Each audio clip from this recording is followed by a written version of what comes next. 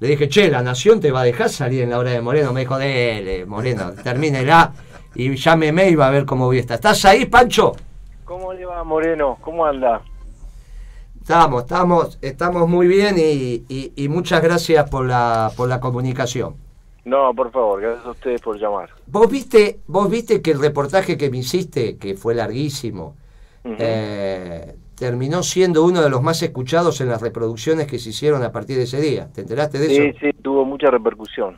También mucha repercusión. Entonces, yo le estaba diciendo acá a mi invitado de lujo que tengo hoy, que Gustavo Vera, el legislador de la ciudad.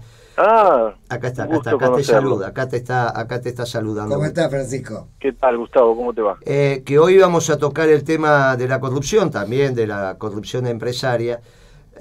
Y yo te digo que muchas conferencias que di, empecé diciendo, lean el artículo de La Nación de Francisco Olivera en aquel momento. 2015 fue. Porque ya me dijiste que no fuiste vos, pero finalmente fue el caricaturista y finalmente es el diario y finalmente salió en tu artículo. Y no por eso estamos opinando sobre el personaje, porque no tenemos nada que opinar, pero tuvieron la osadía de hacer a Paolo Roca, dueño de Techín, con el traje a rayas. Claro, porque en ese momento empezaba de alguna manera, eso es una caricatura, ¿no? Obviamente la caricatura hay que entenderla de ese modo, se exaltan los rasgos negativos de cualquier elemento, ¿no? En ese caso estábamos hablando de el reverbero del Lavallato, porque justamente una de las denuncias y una de las justamente de las filtraciones era que uno de los consorcios de una central eléctrica de Angra do Rey estaba Techín, y bueno, yo en ese momento cuento esa denuncia. Ahora veo que la Procelac tomó en estos días el tema, hizo una denuncia acá.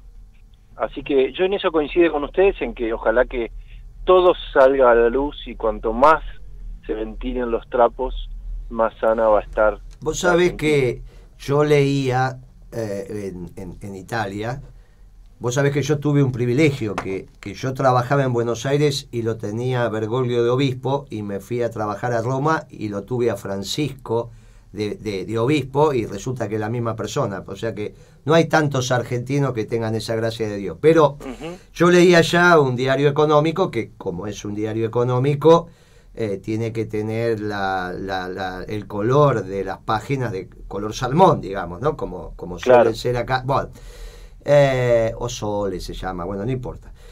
Y leyendo ese diario económico, me entero que habían allanado las oficinas de Techín en Milán. No era una noticia muy relevante, pero era una noticia. Y cuando la sigo la noticia es por la causa de Brasil, esta que vos acabas de relatar. Y después lo busqué en los diarios argentinos y no salió en ningún lado. En ese momento. No, ni salió después. El allanamiento en Milán de lo que sería la sede, me da la sensación que la controlante de Techín en esta situación que está investigando la justicia brasilera debe ser la persona jurídica italiana. No sé cómo es el entramado, es una empresa global. Por lo tanto, sí, lo que pasa es que en esto estaba Techín Construcciones, por un lado, que creo que, no sé exactamente cómo se divide la sociedad, pero el tema es que ahí hay dos sociedades. Una cosa es Tenaris, que cotiza en bolsa, con lo cual cualquier cosa que pase es mucho más sensible, y la otra es Techín Construcciones, que es la constructora. En este caso la involucrada por ahora es Techín Construcciones. De todos modos, esto es el primer paso y todos esperamos que se siga investigando y el tema de las coimas de Odebrecht se sepa más ampliamente qué es lo que pasó en los últimos años en la Argentina y qué es lo que está pasando ahora, ¿no? Sí. Tenaris me parece que es la controlante de lo que es la etapa de la siderurgia, sea después en laminados, que sería la que en la Argentina se quedó cuando se privatizó Somisa, y la que hace caños sin costura, que ahora acaba de hacer otra inversión en Estados Unidos, competitiva de esta, que tiene su lógica porque Estados Unidos naturalmente tiene el combustible, y en este caso el gas, mucho más barato que nosotros. Es cierto que la constructora no está colgada de Tenaris, pero finalmente cuando vas, aparece la familia Roca, no hay ninguna otra historia, digamos, esto es así. Claro.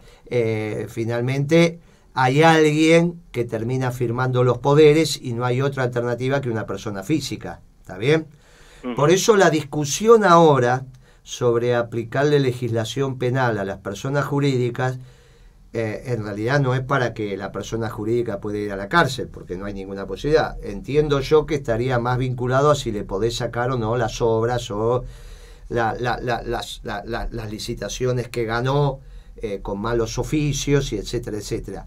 Porque es obvio que la legislación penal tiene que ir sobre el presidente, gerente general, apoderado, porque solamente las personas físicas pueden ir a la cárcel. Pero en la medida en que solo las personas físicas pueden ir a la cárcel, también se necesita una persona física al final de la cadena que firme los poderes en nombre de la persona jurídica para delegar a otro el apoderamiento y que hable en nombre de esa persona jurídica. O sea, detrás de todas estas marañas de personas jurídicas siempre tiene que haber alguien de carne y hueso que opere las decisiones. Por eso, el que ustedes se hayan atrevido a poner a Roca con traje a rayas, de alguna manera hace 2 años atrás, adelantó lo que inexorablemente está aconteciendo, porque el tema no es que terminaba en Dirceu ni empezaba en Dirceu, que era el jefe de gabinete de Lula. El tema es que esto en Brasil impactó en los empresarios. ¿Vos cuál es tu sensación que va a pasar en la Argentina? ¿Cómo ves? Si yo te pido que me cuentes, sí, ¿cómo te imaginás esto para adelante? ¿Cómo te lo imaginás? Yo soy bastante escéptico, en realidad, que se esclarezca acá en la Argentina, porque me parece que la diferencia entre Brasil y Argentina es la justicia, que en Brasil en este momento es más creíble. Sí es cierto. O sea, esto que se sabe de Techina ya, se sabe porque hay una justicia que investigó, y lo que estamos esperando es que la justicia investigue qué es lo que pasó con Odebrecht acá, por ejemplo, que todavía no está bien claro. La compañía dijo en Estados Unidos haber pagado $35 millones de coimas, pero no dijo a quién, no dijo de qué manera, no dijo en qué consorcio, no dijo en qué obra. Yo tengo entendido que hay obras que están más complicadas que otros, pero todo es lo que uno puede ver husmear hablando con empresarios, pero no hay nada oficial. La verdad es que creo que la gran diferencia entre Argentina y Brasil es su sistema judicial, su justicia. Los gobiernos, claramente las clases políticas de los dos países han estado corrompidas, y las clases empresarias también, lo cual generó un festival de coimas, sobre todo en la obra pública, en los dos países, y ahora lo que necesitamos es que cambie la justicia. Yo soy bastante escéptico porque creo que todavía nos falta para tener una justicia creíble. O sea que vos, cuando a las declaraciones del presidente Macri de ayer no las tomás muy en cuenta en lo referido a la justicia, diciéndole, señores, ustedes tienen que investigar el nudo empresarial, etcétera, etcétera, etcétera. Yo quiero ver si eso se concreta, y además lo que sí veo es que el gobierno está como apurado por Carrió en este caso, y fue ella un poco la que termina apurando todos los procesos. Esta semana se apuraron 5 causas, hubo avances, 2 en Otesur, 2 en el caso de Devido, una más de Casanelo. Todo eso se apuró después de las declaraciones de Carrió. Entonces me resulta bastante poco convincente. Disculpen que me agarra.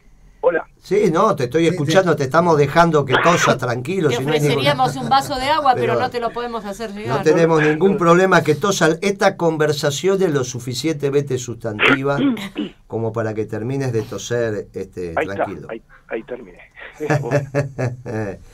Francisco, son temas ríspidos. Sí, Francisco, te pregunto lo siguiente. A ver, más allá de las intenciones de uno u otro sector en la clase política de tratar de limitar, o judicial, de tratar de limitar, digamos, las consecuencias que podría tener el lavallato en la Argentina, ¿no pensás que a partir de la fluida comunicación que tienen los ciudadanos en este mundo tecnológico y lo que está pasando en Sudamérica va a ser inevitable que el pueblo argentino sepa toda la verdad?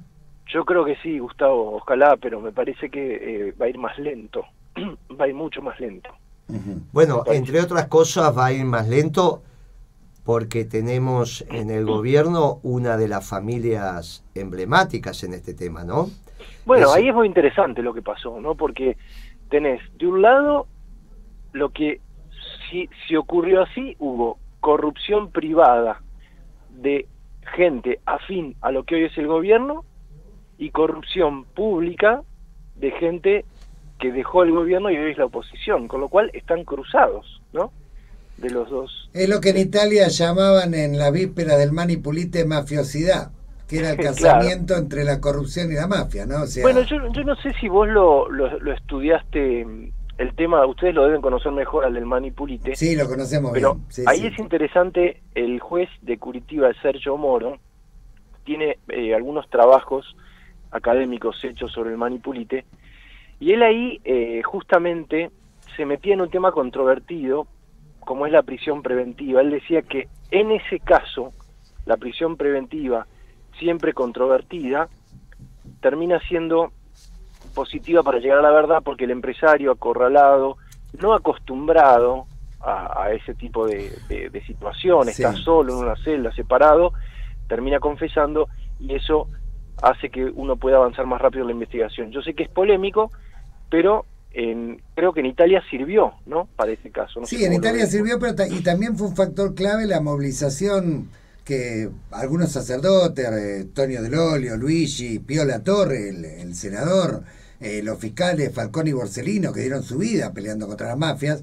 Hubo también de alguna manera cierta efervescencia, cierta movilización en el sur de Italia, que fue la que quebró el pacto de Omertá e instaló esta ley Pio La Torre, que es la que no solamente facilita una ley de arrepentidos, sino que además incauta los bienes de la mafia y los reutiliza a favor de la sociedad civil. Hay más de 22.000 bienes que se han incautado y reutilizado socialmente en Italia. Esto ha saneado, en parte, digamos, la gangrena que existía, por lo menos en los niveles que había a principios de los 90. Yo en esto estoy optimista, no tanto por las decisiones que tome tal o cual juez o tal o cual funcionario, sino por la propia ola que viene de abajo, ¿no? De la población. Claro, porque me parece que lo que tienen que cambiar son las sociedades primero, ¿no? Justamente la que demanda transparencia primero es la sociedad. Y habitualmente se nos presenta al Mani Pulite como algo que fue armado desde sectores judiciales, digamos, y en realidad no es verdad. Esto empezó, digamos, un trabajo muy profundo desde abajo, incluso hay una red antimafia que se llama Libera, donde hay más de 1.500 organizaciones, que nació al calor de esa pelea por el Mani Pulite, que fue la que logró quebrar el espinazo de la Omertá, digamos, un poco en esta cuestión. Yo creo que acá tenemos que tratar de ver cómo mancomunadamente, porque así como hay una mafiosidad que mezcla lo privado con lo público y atraviesa transversalmente el aparato del Estado y la sociedad, también hay una honestidad que atraviesa transversalmente de alguna manera la sociedad e incluso el aparato del Estado, y creo que más allá de los matices partidarios o ideológicos que podamos tener, creo que todos podemos empujar en dirección de que realmente se abra la caja de Pandora y se investiga hasta el final todas las consecuencias que tiene el lavallato, ¿no? Yo estoy de acuerdo, Gustavo, en eso, y creo, y ya lo dije hace mucho tiempo, hasta que no vaya un empresario preso en la Argentina es difícil que se pueda avanzar, porque es algo muy ejemplificador. Y por supuesto también funcionarios que hayan delinquido. Si no, va a ser muy difícil que en esto se pueda esclarecer algo. Vamos a este caso de los empresarios y los funcionarios, que me parece que es interesante. Yo lo expliqué públicamente porque lo leí en un artículo de La Nación. Quizás vos eras muy joven en esa época, pero supongo que por tu experiencia en el mercado tendrás conocimiento también. Resulta que allá por el 2000, que ya se veía la debacle del plan de convertibilidad, el grupo Dominio, que es el controlante de Clarín, le pide al Banco Galicia que refinancie la deuda. El Banco Galicia en ese momento era el primero entre los pares, Scasani era el presidente de la Asociación de Bancos de la Argentina, o de Buenos Aires, de ADEBA, bueno. Vos sabés que hay dos asociaciones, la que nuclean a los bancos controlantes extranjeros, que es ABA, y los bancos, todas sociedades argentinas, obviamente, pero una controlada por capitales extranjeros y otros por familias argentinas. El caso de Galicia, claramente un banco nacional. Casani le dice que no está en condiciones de refinanciar la deuda, que tienen que honrarla de acuerdo al contrato firmado, y ahí irrumpe una interna entre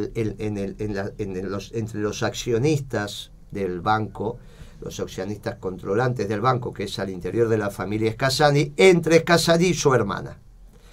Sí. Y la que empieza a pivotear en ese tema, tomando posición por la hermana, es Lilita Carrió, a la sazón diputada de aquella alianza. Parece, nos cuentan algunos, que ahí empezó la gran vinculación entre Carrió y Clarín, que finalmente esto a mí me lo termina confesando la gente actual controlante del Banco Galicia, en mi época de secretario, en conversaciones informales, obviamente, yo no tenía nada que ver con ese tema, pero bueno, de la propia relación a veces surgen estas, porque me acordaba de este incidente. Entonces, parecería ser que esta voz tan potente de Carrió, que es amplificada por los medios, porque si no, no deja de ser una humilde diputada, es potente en la medida en que alguien le amplifica su voz, y en general es los mismos medios, ¿no? Tanto en la radio, en la televisión o en los gráficos. Esta situación termina cuando Casani le refinancia la deuda a Carrió, a Clarín, y termina la cosa ordenándose y, como suele pasar, entrar en otra instancia.